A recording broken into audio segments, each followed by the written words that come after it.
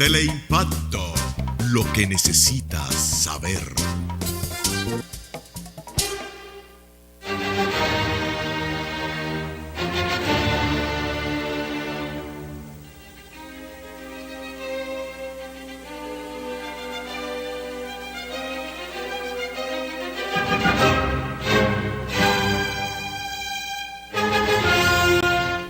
Saludos dominicanos en todo el territorio de la República. Les habla Leopoldo Peyalanita y hoy Agenda Nacional cumple con el ofrecimiento que habíamos hecho de traer a nuestro amigo, el ingeniero electromecánico José Luis Moreno San Juan, que es la voz autorizada a la que yo me referí cuando decía que el tema de la crisis eléctrica, los problemas del pacto eléctrico, teníamos que manejarlos con él para que él nos explique qué está pasando y qué ha pasado con ese supuesto intento de arreglar la crisis, la sempiterna crisis eléctrica. Desde luego, nosotros sabemos que el pacto eléctrico nació en ese engendro de violación a la Constitución que se llama la Ley de Estrategia Nacional de Desarrollo, porque es una ley que aprobó el Congreso sin leer, como muchas otras cosas que ha aprobado el Congreso, donde está el pacto eléctrico, el pacto fiscal, el pacto educativo, todos los pactos están ahí, pero se supone que eso es una forma de mantener todo lo que fueron los compromisos de la política neoliberal que se implantó aquí en el año 1997, sometiéndolas a la aprobación de un ente donde están las partes beneficiadas con la liquidación de la función pública, que fue lo que se hizo con la Comisión de Reforma de la Empresa Pública. Se liquidaron todas las instituciones del Estado, y entre las cosas que se hizo fue liquidar las instituciones que manejaban el servicio eléctrico, declarado por ley desde 1935 servicio de utilidad pública. Y eso para mí, y creo que el ingeniero Moreno comparte esa opinión, pero él nos va a ampliar bien sobre ese aspecto, es la parte fundamental de la crisis eléctrica, que se convirtió entonces en un negocio libre a la especulación, sin regulación, y todavía estamos en lo mismo. José Luis, tiene la palabra. ¿Cómo no? ¿Qué pasa con el pacto eléctrico? Bien, primero quiero excusarme el otro día que sí. no pude venir porque estaba cumpliendo con un amigo que falleció, Julio Manuel Valenzuela, que era muy cercano a mí cuando estudiábamos en el bachillerato. O sea, quiero extender la condolencia a toda su familia.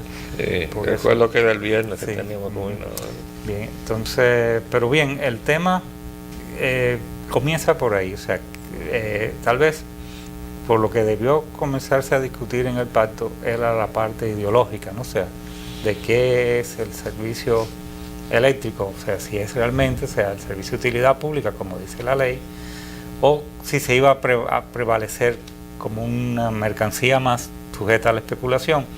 Eso no se trató por ningún lado, o sea, y se dio por un hecho que el modelo que nos dimos en el año 99 era el modelo que teníamos que continuar, ¿verdad? A partir de ese pacto.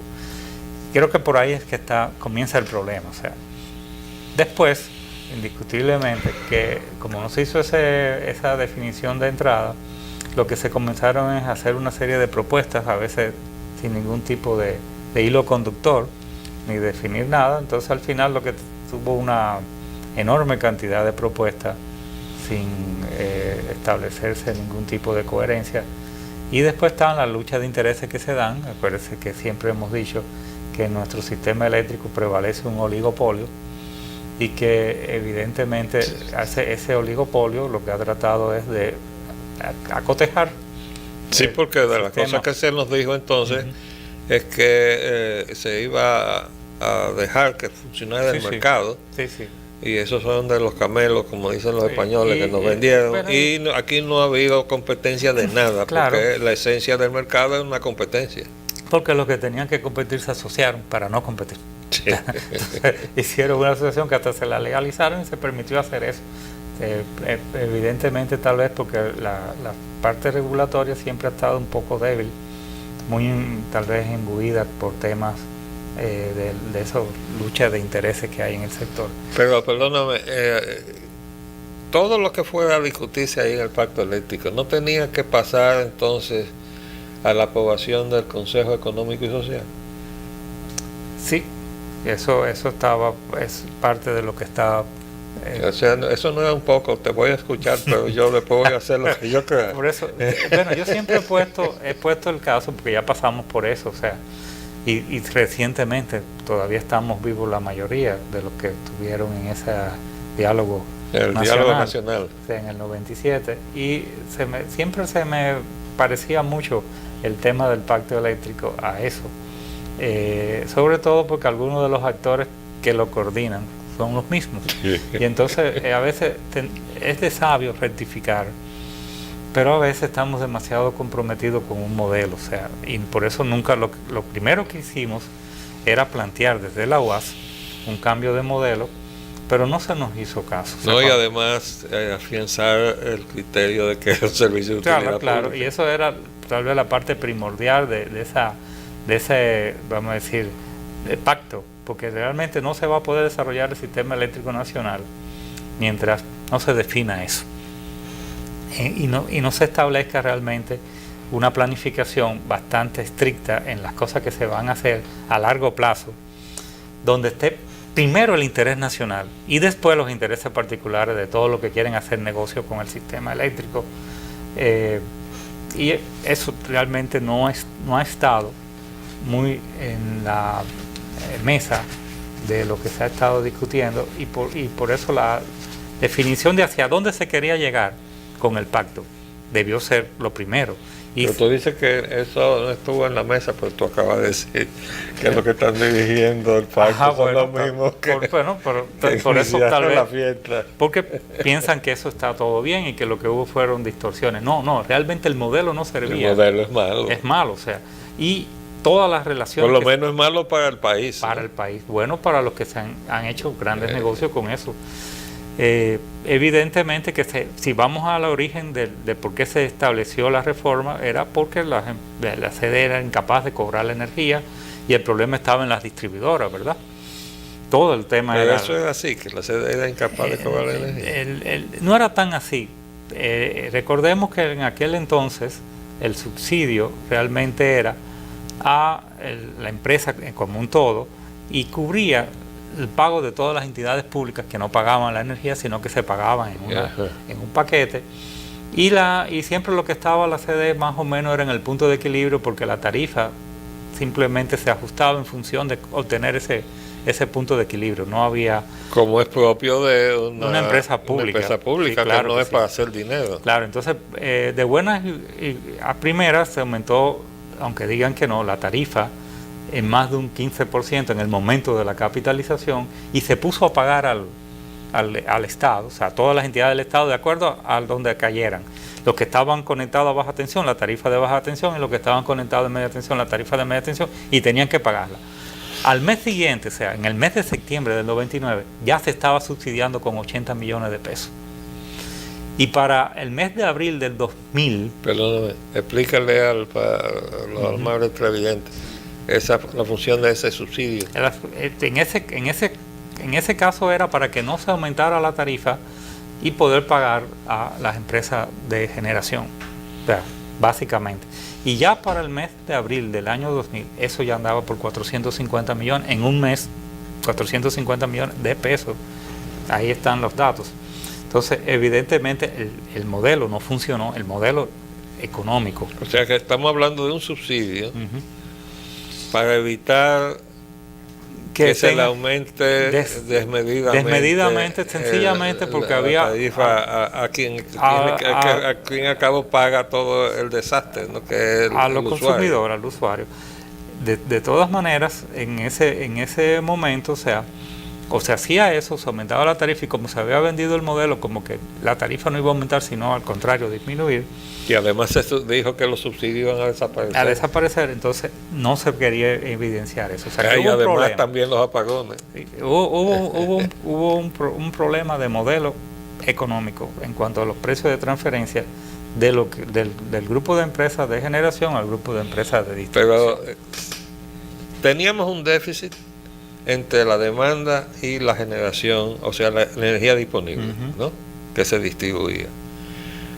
Ese fue un fallo, que yo puedo dar testimonio de eso, del gobierno de Balaguer, porque Balaguer se concentró en su programa de construcciones y descuidó todo lo demás. Yo estaba presente en una reunión donde Julio Saudi se paró a pedir recursos para la Corporación Dominicana de Electricidad, y recuerdo que la Falconbridge estaba pidiendo que se le garantizara la disponibilidad de energía para ellos comenzar a una fase de producción que estaba iniciándose. Y hubo que decirle que no, que buscaran ellos la solución, y terminó la Falconbridge vendiéndole energía a la Corporación Dominicana de Electricidad. Yo recuerdo en los años 90 haber escrito en 2 ocasiones en el Listín Diario, cuando todavía me publicaban. No digas. Y yo a uno de los artículos le puse, el problema de la energía eléctrica, que no prioridad del Estado, que no era una prioridad del Estado, y después llegó a ser una crisis.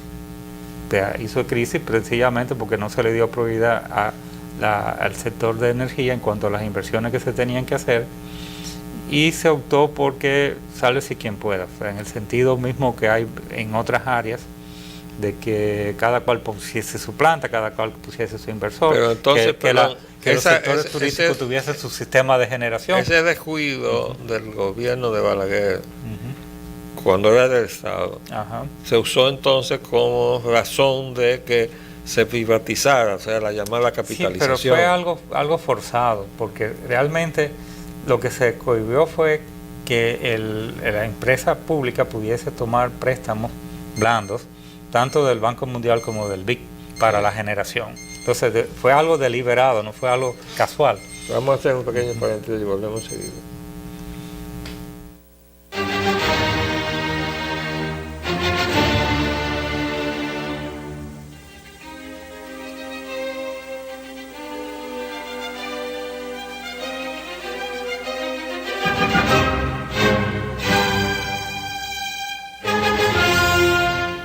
Vamos a ver, entonces, perdona que me interrumpí. No, el tema es que realmente fue una presión de lo que estaba de moda en ese momento, de que todo lo que era servicio no debería ser manejado por los gobiernos, sino por la empresa privada. La cosa era más amplia. La política neoliberal era acabar con los estados. Ya.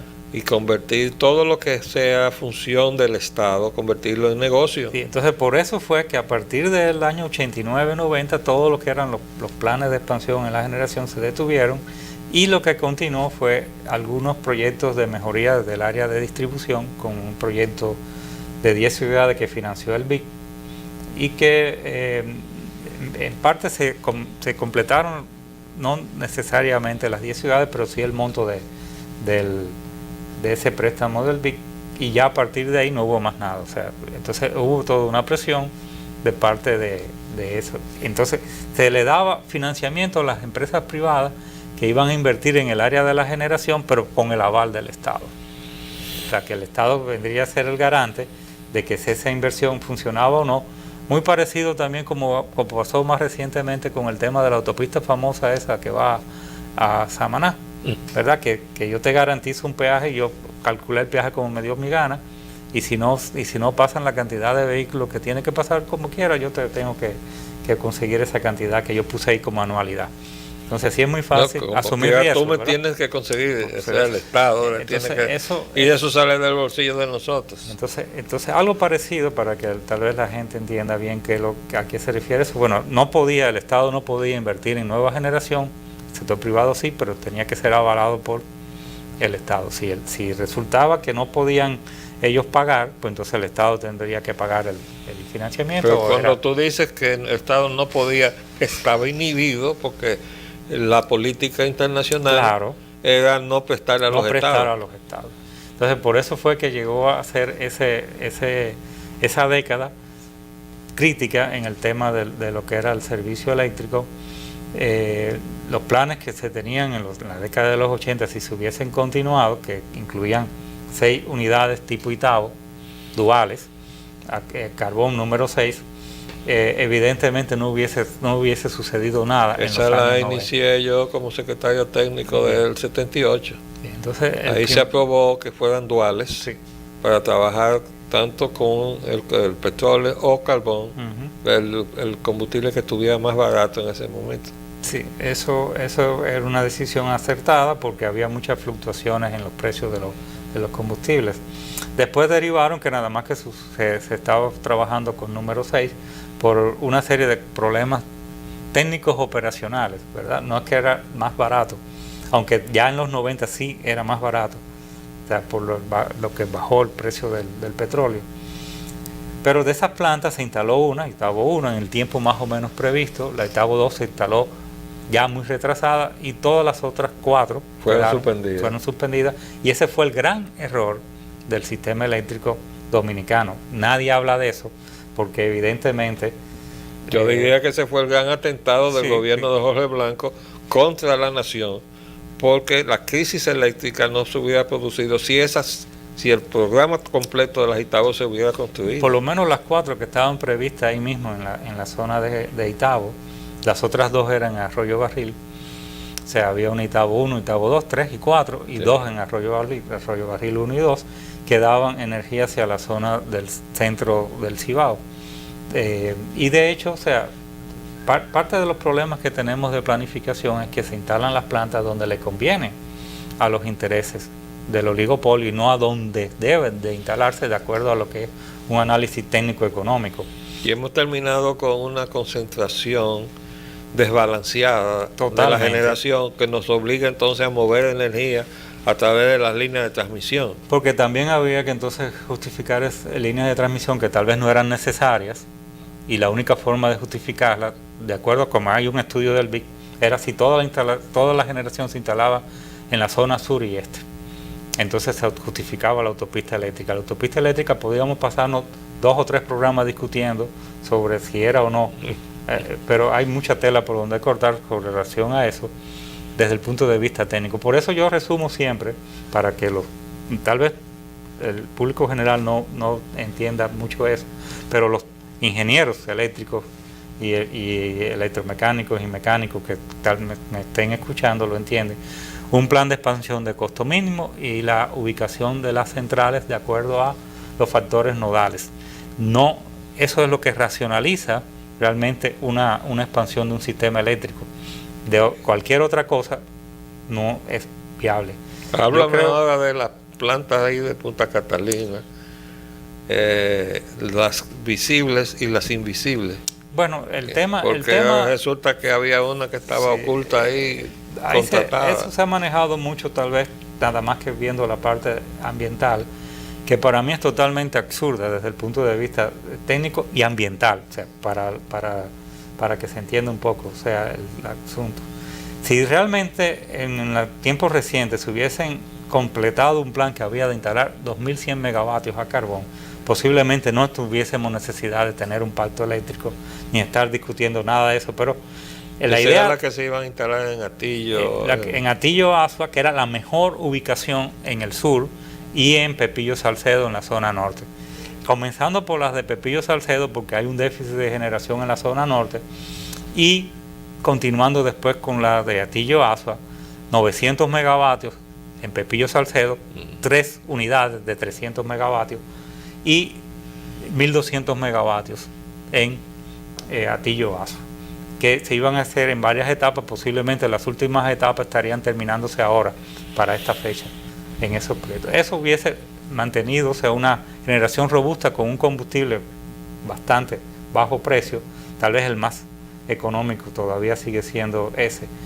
Y los niveles de emisión de CO2 de nuestro país comparado con otros países, incluyendo Cuba, son 3 y 4 veces menores.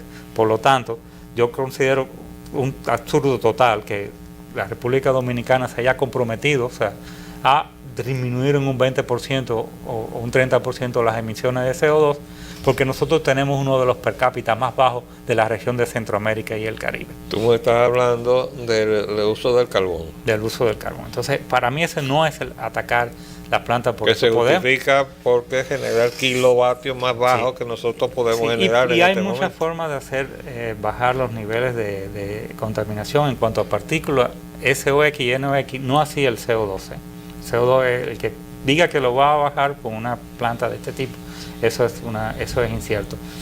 Pero también está la opción del gas natural, o sea, pero el gas natural... Pero el CO2 se genera en muchas otras formas. Sí, por eso en muchas otras cosas, y sobre todo en el transporte vehicular, mucho más contamina el diésel que la gasolina. Nosotros hemos mantenido una cultura muy atrasada a favor del diésel, pero realmente contamina muchísimo menos la gasolina que el diésel. Y hemos mantenido una política muy errada en cuanto a los precios de los combustibles. Pero eso lo hemos hecho abaratando el diésel y castigando... abaratándolo artificialmente, castigando entonces la gasolina. Usando y el diésel premium lo usan nada más los vehículos de lujo, o sea, y evidentemente no tiene ningún significado para la producción industrial ni nada de eso. O sea, eso es algo que también se podría debatir mucho, que es así. Entonces, estamos realmente metidos en una serie de paradigmas impuestos por el poder mundial, que de alguna manera u otra nacionalmente tenemos que discutirlo, o sea. Pero perdóname, porque no podemos cogemos contra el tiempo. Volviendo a las plantas de Punta Catalina, eso lo planteó el gobierno como su solución a la crisis eléctrica, en el sentido de que iba a dar ciertos respiros. Para nosotros venir hoy aquí, vinimos en medio de un apagón en un circuito de 24 horas ahí en Bellavista. El tema es el siguiente, que para usted poder negociar cualquier cosa, usted tiene que tener con qué negociar. Y si usted depende del otro, pues entonces es lo que diga el otro. Entonces, más o menos es la lógica de la planta. No estamos diciendo... Tú estás diciendo poner al Estado en condiciones de poder de negociar con los que se beneficiaron de las repartideras del servicio como un negocio, ¿no? Así es. Entonces, eso no quiere decir que ese proyecto no tenga muchas cosas que discutirse. Por ejemplo, una de ellas es la propiedad de los terrenos, otra es la ubicación misma, que tal vez no fue la más idónea. Esa quizás la más absurda de las situaciones, porque ni siquiera se compraron los terrenos, que por cierto son de la Casa Vicini. O se le arrendaron por 100 años, por ejemplo, para comprometer la deuda descomunal que supone un proyecto que está sobrevaluado también. Entonces el otro tema es ese, o sea, que a todas luces parece ser una inversión muy abultada para el tamaño de la planta, aun cuando debo decir también que los estadounidenses y los canadienses y los europeos hacen sus diseños y mandan a construir en China las plantas y después entonces establecen el control de calidad para que le produzcan la planta como quiera. Pero nosotros hicimos ese pedido, o sea, cuando digo nosotros como país, ¿no? O sea, a Estados Unidos, y se están fabricando en Estados Unidos, o sea, con la mano de obra sumamente mucho más elevada y todo lo demás. Entonces yo la verdad que evidentemente que son situaciones a veces un tanto conflictiva, porque por ejemplo una vez cuando se hablaba de un contrato de la Westmont y después se tuvo que hacer una licitación por complacer al Banco Mundial, resultó ser que los precios que se habían obtenido de esa oferta eran los más bajos que los que se obtuvieron en la licitación. Y ese contrato misterioso que surgió en el último momento, porque ya se nos está acabando el tiempo. Bueno, hay informaciones muy difusas sobre ese tema, porque yo tenía alguna información sobre una segunda planta ahí, una segunda central, o 2 unidades adicionales por el espacio mismo que se había dejado para reservado, ¿verdad? Que cabían 2 centrales más, o sea, que había mucho más generación ahí, y eso lo había incluso comentado en un panel que se hizo en Baní en el 2014. Pero parecería que era como una segunda opción si fallaba la primera, o sea, eso es lo que ha salido a la luz pública. No tengo mucha información de eso. Bueno, lo que sí, eso ha creado una situación de descreimiento sobre el pacto eléctrico, porque si el gobierno se sienta a tratar de convenir las medidas a tomar para resolver el problema eléctrico y no está tirando todas sus cartas sobre la mesa. Tampoco lo está haciendo de la otra parte, ¿eh? O sea, porque lo que pasa es que todos están trabajando con cartas bajo la mano. Cartas bajo la mano. Bueno, José Luis, gracias por venir. Bien, pero como no acabamos el tema, lo que nos falte, volvemos entonces otro día a explicarlo, a explicar por qué nos están dando apagones en los circuitos de 24 horas. Les hablo Leopoldo Espaillat, Anita. Hasta luego.